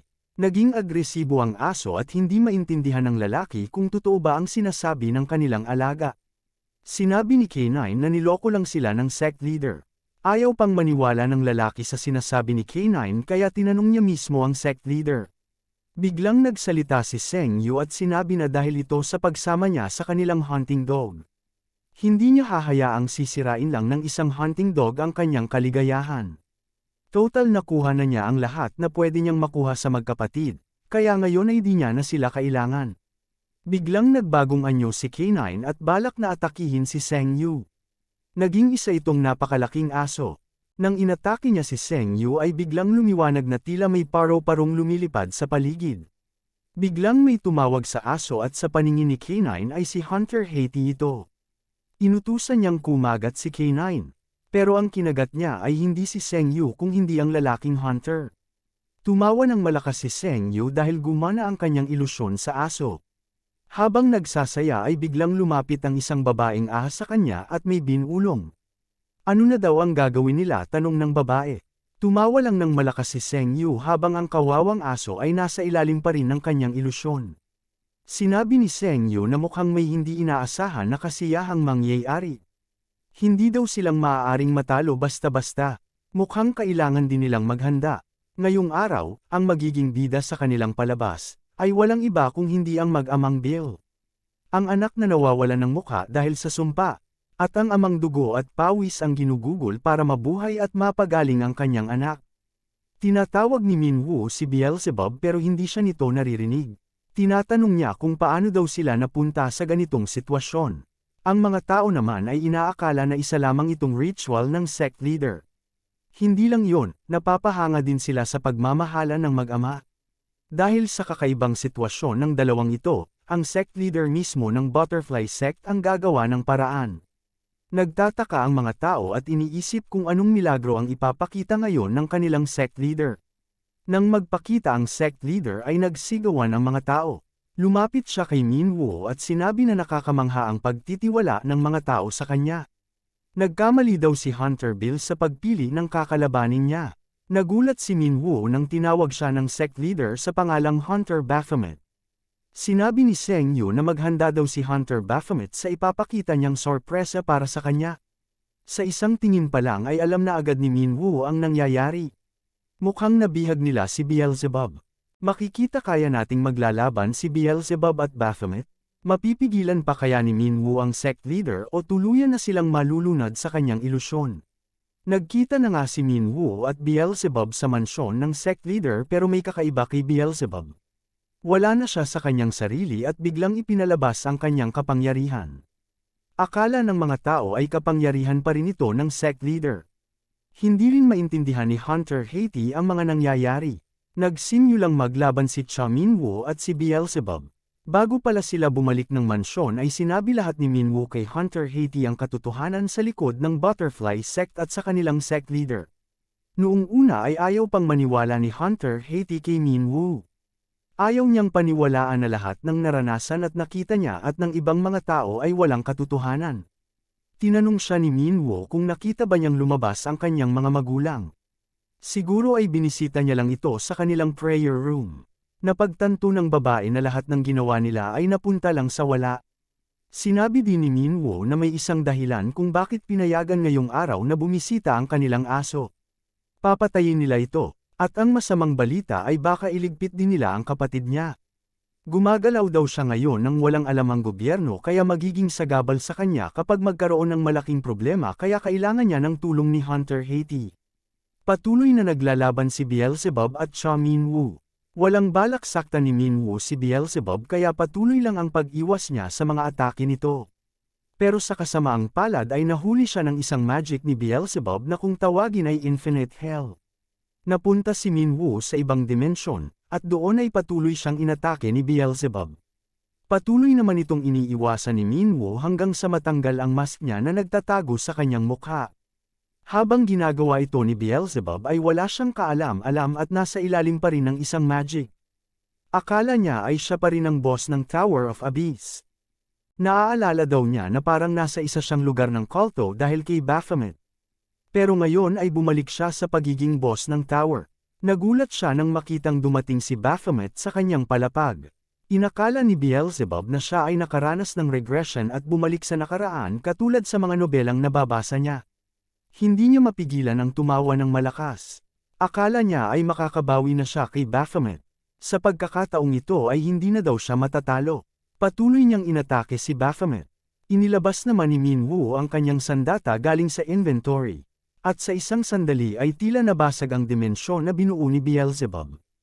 Nakita ng sect leader ang tunay na mukha ni Minwoo. Walang tigil pa rin ang laban ni Minwoo at Beelzebub. Ngayon naman ay nagpalabas ng ice wall si Beelzebub at pinaulanan ng yelo si Minwoo. Nasasangga niya naman ito at nabasag ang napakalaking yelo. Gumamit na din ng kuryente si Beelzebub pero di pa rin niya matamaan si Baphomet. Nagtatanong siya sa sarili kung bakit. Bakit naiiwasan itong lahat ni Baphomet? Kahit nga nag-regress na daw siya.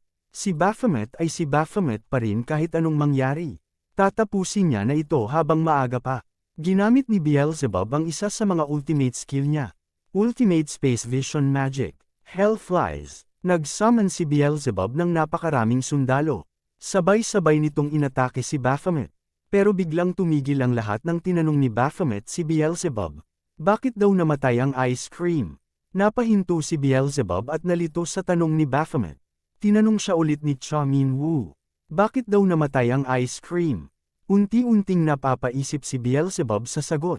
Hanggang sa sinabi ni Cha Minwoo na dahil daw nasagasaan ng sasakyan. Bago pala nangyari ang lahat ay nakapag-usap pa si Minwoo at Beelzebub.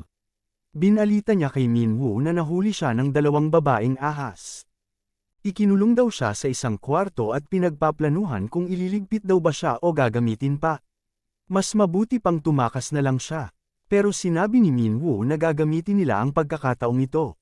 Ipakita daw ni Beelzebub ang kanyang kapangyarihan sa mga babae para gamitin siya ng mga ito. Susubukan daw siyang manipulahin ng mga babae gamit ang ilusyon. Ayon kay Beelzebub ay imposible na mangyari ito. Nagamit na niya ang kanyang Demonics Eye kaya hindi na siya tatabla ng ilusyon ng kalaban. Sinabi ni Minwoo na magpanggap na lang siyang kinokontrol. Malalaman daw ito ng mga ahas, sagot ni Beelzebub. Kung ganito daw ang sitwasyon, ay subukan ni Beelzebub na gamitin ang magic sa sarili. Kailangan niyang gamitan ng ilusyon ang sarili. Pero sabi ni Beelzebub ay kailangan ng trigger word na makakatanggal sa ilusyon niya sa sarili. Kaya napagdesisyonan nila na gamitin ang joke ng ice cream. At sa pagkakataong yun ay napagtanto ni Beelzebub na hindi siya nakaranas ng regression.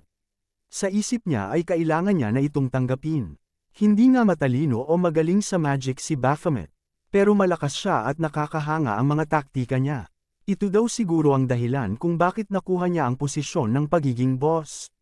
Biglang lumabas ang napakalakas na pulang aura sa katawan ni Beelzebub. Lahat ng nakasaksi ay napapa-atras sa lakas ng epekto nito. Biglang tinawag ni Beelzebub si Baphomet. Sinabi niya na ang pinanggangalingan ng lakas ng bastardong sect leader ay nasa ilalim ng kinakatayuan nila. Biglang binasag ni Beelzebub ang kinakatayuan nila at lumindol ng napakalakas. Nahulog si Baphomet pero doon ay nakita niya ang isang orb na umiilaw. Ito yata ang sinasabi ni Beelzebub na pinanggagalingan ng lakas ng sect leader. Humanda si Baphomet para sa isang matinding atake. Inactivate niya ang kanyang skill na adrenaline.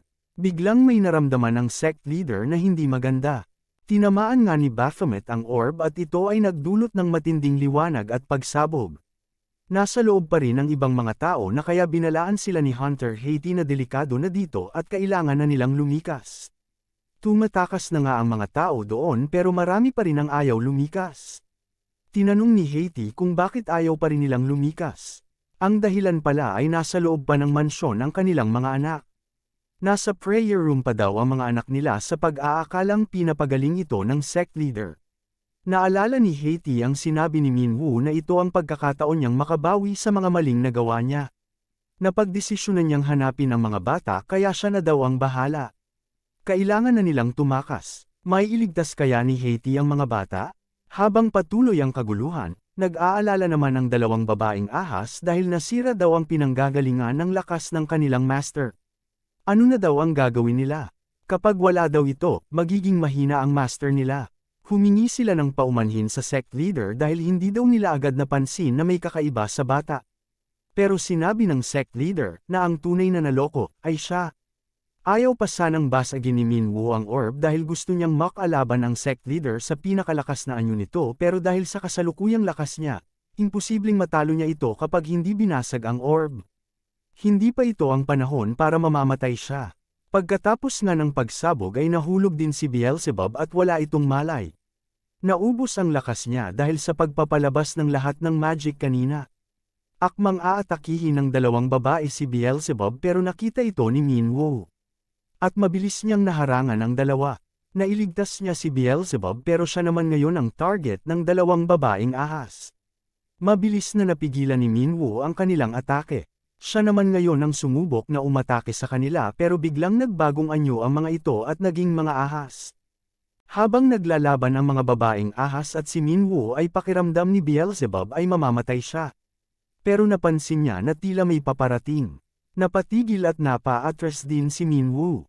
Dumating na at nagpakita ang sect leader.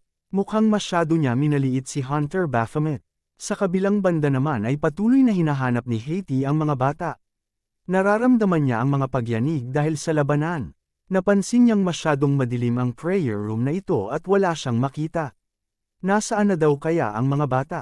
Biglang may tumawag sa kanyang bata at humihingi ito ng tulong. Agad siyang nilapitan ni Haiti at kinumusta ang lagay niya. Sa isip ni Haiti ay ito talaga ang tunay na lagay ng mga bata, ilusyon lang ang nakikita nilang magaling na ang mga pasyente. Hinanap na nila ang iba pa pang mga bata para makatakas na. At nakita nga nila ito sa isang madilim na sulok ng mansyon. Pero sa hindi inaasahan ay nandoon ang aso nilang si K9, nagbabantay sa mga bata. Masaya si Haiti nang makitang buhay ang alaga. Naalala niya ang mga panahon na unang nagkita sila at nang inampun nila ito sa kanilang pamilya. Ang maamo at mabait na K9 na naging parte ng pamilya nila. Pero nagulantang siya sa ginawa ng kanyang alaga. Tinapos nito ang isang batang pasyente. Wala na sa tamang pag-iisip si K9 dahil nasa ilalim pa rin ito ng ilusyon. Bigla niya rin inatake si Haiti at ang ibang mga bata. Mukhang ito na rin ang katapusan ni Haiti. Sa kabilang banda naman ay nagharap na nga si Minwoo at ang sect leader. Ayon sa sect leader ay magkapareho sila ng amoy na ipinapalabas ni Hunter Baphomet. Habang tinitingnan niya daw si Hunter Baphomet ay nakikita niyang mas masama pa ito kaysa sa kanya. Pero pinatahimik siya ni Baphomet.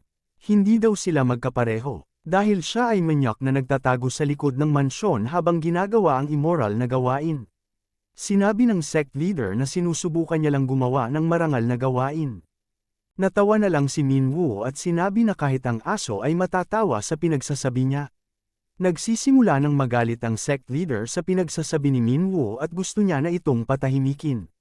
Sinabi naman ni Minwoo na gusto niya na rin punitin ang bibig ng sect leader. Ang mga kasalanan daw na ginawa ng sect leader ay malayo sa mga ginagawa niya. Ipapakita daw ni Minwoo ang pinagkaiba nilang dalawa. Inatake niya ang sect leader pero biglang lumabas ang asong si K9 at prinotektahan ang sect leader. Biglang may tumawag kay Cha Minwoo. Ito ay ang dugo ang si Hunter Haiti. Hiniling niya kay Hunter Baphomet na kung maaaring patayin niya si K9. Dahil daw sa kanyang kasakiman ay maraming tao ang nadamay. Ito na ang panahon para tuldukan ito. Nakiusap siyang patayin si K9 nang matapos na ang paghihirap nito. At nang makalaya na siya sa malupit na mundo. Sunod-sunod na inatake ng aso si Minwoo. Masyado itong malakas para labanan ng harapan. Matalino din makipaglaban ng asong ito at ginagamit ang mga bagay sa paligid. Sinubukang saksakin ni Minwoo ang aso sa likod pero hindi ito naging epektibo dahil sa unique skill ni K9. Ang Shadow Shield. Biglang ginamit ni K9 ang kanyang skill na Shadow Thorn Arrows. Mabilis na pinigilan ito ni Minwoo pero mabilis din na umataking muli ang aso. Unti-unting nababasag ang kanyang spear na siyang kinabahala ni Minwoo. Naalala niyang babayaran niya ito ng mahal kapag nasira. At tuluyan na ngang nasira ang sandata niya at nataman siya ng matinding atake ng aso. Tumalsik siya ng sobrang layo at lumusat sa mga pader. Si Beelzebub naman ay naiwang mag-isa at walang depensa. Nakita itong pagkakataon ng mga babaeng ahas at bigla nilang inatake ang bata. Isang malakas na pagsabog ang nangyari. Pero mabuti na lang ay niligtas siya ng kanyang mga sundalo. Kinumusta siya ng kanyang mga sundalo pero sinabi niya na naubos ang kanyang lakas dahil sa pagpapalabas sa kanila. Kailangan daw nilang makatakas. Tinanong siya kung iiwan daw ba nila si Baphomet. Sinabi ni Beelzebub na huwag aalahanan ng halimaw na yon dahil makakaligtas siya kahit saan siya ilagay. Biglang nahimete na si Beelzebub dahil sa kawalan ng lakas. Nagpanak na ang kanyang mga sundalo at tuluyan ng tumakas. Ang sect leader naman ay hindi kumbinsido na napabagsak na ng aso si Hunter Baphomet kaya patuloy itong nag-obserba. At ganoon na nga, nilapitan ng aso si Minwoo sa pag-aakalang inuutos pa rin ito sa kanya ni Haiti. Inaakala ng aso na kailangan niya itong gawin para makasama niyang muli ang pamilya. Inatake niyang muli si Minwoo sa utos ni Haiti sa kanyang ilusyon. Pero biglang bumangon si Minwoo at sinuntok ang aso. Tumilapon ito sa lakas ng pagkakasuntok ni Minwoo. Sinabi ni Cha Minwoo na kung wala siyang mahawakang sandata, ay gagamitin niya mismo ang kanyang kamao. Papatumbahin niya ang asong ito. Handa ring lumaban ng aso sa kanya pero biglang sinuntok ni Minwoo ang aso sa ulo. Pinaulanan ni Minwoo ng malalakas na suntok at sipa ang aso pero tila parang wala lang ito sa kanya. Ipinagpatuloy niya lang ito sa pag-aakalang babagsak din ito dahil sa mga natanggap na pinsala sa katawan. Pero biglang inactivate ulit ng aso ang kanyang skill, Shadow Forest. Mas naging mabilis at ang aso matapos ma-activate ang skill. Hindi na maiwasan ni Minwoo ang makatanggap ng sugat dahil sa mga kalmo ng aso. Mabilis niyang inaatake si Minwoo at napupuno na ng sugat ang katawan niya. Sa isip ni Minwoo ay kapag nagpatuloy ito, siguradong mawawalan siya ng braso. Ginamit ulit ni Baphomet ang skill niyang Adrenaline. At sinabayan niya ito ng isa pang skill. Ang target. Nagsagupaan na ang dalawa. Sinabi ni Minwoo na kailangan na nilang tapusin ito. Unti-unting lumalabas ang apoy sa kamay ni Baphomet. Ginamit niyang muli ang kanyang unique skill. Ang Giga Blaze. Malakas na pagsabog ang nangyari dahil sa segupaang yon. Unti-unting nasusunog ang aso dahil sa Giga Blaze. Naaalala niya ang mga magulang na kumapkup sa kanya, ang lalaking Hunter, at si Hunter Haiti. Pero sa kasamaang palad, hindi inaasahan ni Minwoo ang mangyayari. Naputol ang kanyang kaliwang braso at nakagat ang buong katawan niya. Makakaligtas pa kaya si Cha Minwoo o ito na ang katapusan niya. Noong tagabantay pa lang si Baphomet ay ramdam na niya na parang pangil at kukulang ang mga sandata sa kanya. Siya rin ang tumatapos sa iba niyang kasamahan para sa kanyang pagsasanay at pag-testing ng mga sandata. Nagmamakaawa ang mga ito na huwag silang tapusin pero sinabi ni Baphomet na mabubuhay din naman sila pagkatapos ng ilang oras. Ito ang dahilan kung bakit malaya siyang ginagawa ito sa mga kasamahan. Kaya ganoon na lang kahalaga na mayroong maaasahan na sandata. Sa isip ni Minwoo ay sigurado siyang direktang tinamaan si K9 ng kanyang Giga Blaze. Kapag hindi daw ito epektibo sa ganitong laban ay siguradong matatalo siya. Pero napagtanto niya na masyado siyang dumepende sa skill ni Raven. Hindi ito ang kanyang tunay na abilidad. Naalala niya ang sinabi ni Beelzebub na kapag pinagpatuloy niya ang kanyang ugali ay siguradong mamamatay siya. Naalala niya din na dapat ay kumuha na lang siya ng sandatang para sa kanya. Biglang pumasok sa isip niya ang laban nila ni Raven. Ang espada ni Raven. Sa pagkakataong yon ay naisip ni Cha Minwoo ang espada ni Raven. Pinilit niyang makawala sa pagkakakagat ng aso sa kanya. Sinipa niya ito at umatras para makakuha ng tiyempo. Agad niyang binuksan ang inventory niya. Sa isip niya ay masyado siyang umasa sa skill ni Raven. Pero hindi siya isang magic attribute na monster kaya hindi ganoon kalakas ang mga magic na mapapalabas niya. Kaya sinubukan gamitin ang espada ni Raven pero nakalock pa rin ito. Ito ang espadang hindi lang ginamit ni Raven sa kanya para pigilan ang kanyang mga atake pero ito rin ang ginamit para tapusin ang buhay niya. Sigurado siya na mataas na antas ang kalidad ng espada na ito dahil sandata ito ni Raven. Pero ang malaking problema niya ay nakalock pa rin ito. Ilang beses niyang sinubukan pero ayaw pumayag ng system. Wala siyang magawa kung hindi tumakbo at umiwas sa atake ng malaking aso. Napatigil si Cha Minwoo sa kakatakbo at hinarap ang aso. Nagkitanginan ang dalawa sa mata. Pero biglang nagsalita si Minwoo sa administrator. Kapag daw namatay siya, ay siguradong malalagay din sa alanganin ng administrator. Akmang kakagete na ni K9 si Minwoo pero biglang lumiwanag ang espadang nakakadena. Tumawa ito kay Cha Minwoo at biglang nagsalita. Tinanong niya si Minwoo kung tinatakot daw ba siya nito. Tama nga ang kanyang hinala at mas interesante daw siya kaysa kay Hunter Raven. Siya daw ay isang ego weapon. Masyado pang maaga para magamit siya ni Cha Minwoo pero sa pagkakataong ito, ay hahayaan niyang gamitin siya ni Hunter Baphomet. Hindi naman intindihan ni Minwoo kung ano ang ibig sabihin ng ego weapon at kung bakit ito nagsalita. Hindi siya ang kinakausap ni Baphomet kanina kung hindi ang administrator pero bigla siyang sumagot. Subalit mabuti na rin ito para kay Baphomet. Sinabi ng ego weapon na kaya niyang magbagong anyo ng kahit anong sandata na gusto at nababagay sa gumagamit sa kanya. Inoobserbahan niya si Cha Minwoo kung karapat-dapat daw ba siyang gumamit sa kanya. Kaya tinanong niya si Cha Minwoo kung anong anyo ng sandata ang gusto niya maging ang ego weapon. Napangiti si Cha Minwoo sa tanong ng ego weapon. Sinabi niya na wala siyang pakialam kung ano ang anyo nito, ang gusto niya lang ay malaki at matibay. Biglang inatake ng aso si Minwoo. Pero nakaiwas ito at agad na inilabas ang espada na siya namang nagbago ng anyo. Na-activate din ang passive skill niya na Master of Weapons. Pati na ang skill na Weapon Theft ay na-activate din. Siya naman ngayon ang umatake sa asong si K9. Sa pagkakataong ito ay mukhang seryoso na talaga si Cha Minwoo. Isang atake ang binitawan niya at agad itong nasugatan ang malaking aso. Duguan kaagad ito. Patuloy na umatake si Minwoo sa aso pero gumaganti din si K9 kaya tumalsik si Minwoo. Pero ginawa lang pala itong spring ni Baphomet at bumalik kay K9. Ginamit ni K9 ang Shadow Thorns pero hindi ito nakapigil kay Baphomet. Isa-isang hiniwa ni Minwoo ang katawan ng kawawang aso kaya bumagsak ito. At ito rin ang pagkakataon niya para tapusin na si K9.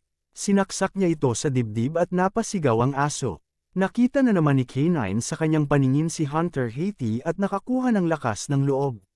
Bigla naman umatras si Cha Minwoo. Nanginginig na tumayo ang aso at umatake. Pero napatigil siya nang marinig ang boses ni Haiti at sinasabing pwede na niyang itigil ang ginagawa. At doon ay tinapos na nga ni Cha Minwoo ang paghihirap niya. Ngayon ay payapa at masaya na siyang kasama ang tinuturing niyang pamilya. Binasag naman ni Baphomet ang pader na namamagitan sa kanila ng sect leader. Sinabi ni Minwoo na ang sect leader na ang susunod. Tagumpay kayang matatapos ni Cha Minwoo ang sect leader? Matapos ang ilang oras ay dumating si Song-on sa lugar kung saan nangyari ang labanan. Hindi siya makapaniwala sa naabutan. Nawasak ang buong mansyon at nakitang duguan at wala ang kaliwang braso ni Cha Minwoo. Tinanong niya si Cha Minwoo kung ano ang nangyari dito. Ilang oras bago dumating si Song-on ay nagkaharap ang sect leader at si Cha Minwoo. Naglaban ang dalawa kahit nakulang ng isang braso si Hunter Baphomet. Akala ng sect leader ay nakaiwas siya sa atake ni Minwoo pero tinamaan siya sa tagiliran. Nalagay sa alanganin ng sect leader pero biglang dumating ang dalawang babaeng ahas at pinigilan si Cha Minwoo. Nagbagong anyo sila bilang ahas at inatake si Minwoo. Pero na-counter niya ito at tumilapon ang ahas. Sinubukan din na umatake ng isang babaeng ahas pero sinipa niya lang ito. Ngayon daw ay wala ng sagabal kaya ipagpatuloy na nila ang naudlot na laban. Biglang inatake ni Minwoo ang kalaban at hinati niya ito. Pero biglang naging mga paro-paro ang katawan ng sect leader. Bigla din itong dumami at pumalibot kay Baphomet. Tinutokso ng sect leader si Minwoo at sinasabi na sana ay nagkita sila ng mas maaga nang sa ganoon ay nag-enjoy sila ng mas matagal. Sinubukan niyang akitin si Minwoo at ginamitan ng ilusyon pero hindi ito gumagana. Sinubukan niyang mag-anyong babae para akitin si Minwoo pero hindi rin ito gumana sa kanya at sinubukan pa nga siyang atakihin ni Baphomet. Natatawa na lang ang sect leader sa reaksyon ni Minwoo. Tila daw ay hindi pa ito nakaranas ng kaligayahan. Sunod-sunod na inatake ni Minwoo ang mga nakikitang katawan pero ilusyon lang ang lahat na natatamaan niya. At nang sa huli ay naramdaman na ni Minwoo ang totoong katawan ng kalaban. Hindi makapaniwala ang sect leader na nalaman ni Minwoo ang tunay niyang katawan gamit lamang ang instinct niya. Sinundan pa ito ni Minwoo ng isa pang atake. Pinilit ng dalawang ahas na bumangon at iligtas ang kanilang amo. Inatake nila si Minwoo at tinangay ang katawan ng sect leader. Hahabulin sana ni Minwoo ang ahas na kumuha sa sect leader pero bigla siyang pinigilan ng isang ahas. Nakaiwas siya at nakakuha ng pagkakataon para tapusin ito pero biglang bumalik ang isang ahas at inatake din siya. Ngayon ay nagtulungan na ang dalawang ahas para pigilan si Minwoo pero pinatumba niya lang itong lahat. Sinabi ng ahas na sa ganitong lagay ay mapapahamak ang kanilang master. Kailangan nilang gumawa ng paraan. Akma nang papatayin ni Minwoo ang sect leader pero biglang pumagitna ang ahas at sinalo ang nagliliyab na atake ni Cha Minwoo. Ikinagalit ito ni Minwoo pero mas nag-alala siya dahil kinuha ng isang ahas ang sect leader at tinago sa bibig niya. Hindi siya makakapayag na makatakas ang bastardong sect leader. Pero pinilit ng natitirang ahas na pigilan si Minwoo at para makatakas ang kasama. Tagumpay nga na nakatakas ang sect leader at ang isang ahas pero naiwan ang isang babae. Sinabi ng babae na mukhang hindi nagtagumpay si Hunter Baphomet kahit pinaghandaan niya ang labanang ito. Tama lang ito dahil hindi dapat makialam ang ordinaryong tao sa mga ginagawa ng kanyang master. Natawa lang ng malakas si Cha Minwoo na inakala ng babae ay nabaliw na ito. Pero bigla siyang inatake ni Cha Minwoo at tinadtad. At doon nagtatapos ang buhay niya. Natapos ang madyugo at mapinsalang labanan sa kuta ng Butterfly Sect. Duguan si Cha Minwoo, puno ng panghihinayang ang makikita sa kanyang mga mata. Napaluhod si Cha Minwoo sa pagod. Pero higit sa lahat ay galit siya sa sarili. Matapos ang lahat ay ginawan agad nila ng paraan na maibalik ang braso ni Cha Minwoo. Pagkatapos nito ay dumiretso sila agad sa headquarter at doon nag-usap sila ni Song-on sa kanyang opisina. Ayon kay Song-on nagdesisyon si Cha Minwoo at sinuway ang lahat na bilin sa kanya. At kahit anuman ang dahilan niya ay hindi ito kapanipaniwala. Sinabi ni Minwoo na kung ayaw niyang maniwala ay wala siyang magagawa. Ayon kay Song-on ay tila wala pakialam si Minwoo sa kanyang paligid. Sinabi na daw ni Chief Kang na kung may naramdaman siyang panganib ay dapat sabihin ito kaagad sa kanila. Hindi na basta-basta na lang sila lulusob. Naalala ni Song-on ang bilin sa kanya ng ministro at napag-isipan ang gagawin kay Cha Minwoo. Mukhang nasobrahan yata siya sa pagbigay ng pabuya kay Minwoo at lumaki ang ulo nito. Hindi na daw ito sumusunod sa utos niya at parati na lang ginagawa kung ano ang gusto niya. Sa lagay na ito ay baka hindi na niya makontrol si Cha Minwoo lalo na at patuloy itong lumalakas. Kapag nagpatuloy daw ito ay siguradong marami ang malalagay sa panganib. Kailangan na niyang iligpit si Cha Minwoo. Habang pinaplano ito ni Song-on ay biglang nagpakita sa kanya ang isang napakagandang babae. Ito ay ang Diyosa at ang administrator ng system ni Baphomet. Hindi makapaniwala si Song-on sa nakikita. Lumapit ang babae kay Cha Minwoo at nilapitan niya din si Song-on. Ano kaya ang gagawin ng administrator kay team manager Ma Song-on? Alamin po natin yan mga ka-recap sa susunod na mga kabanata. Maraming salamat po sa panunood at sana ay nagustuhan ninyo. Please like our videos po and also subscribe to our channel. See you soon. Bye!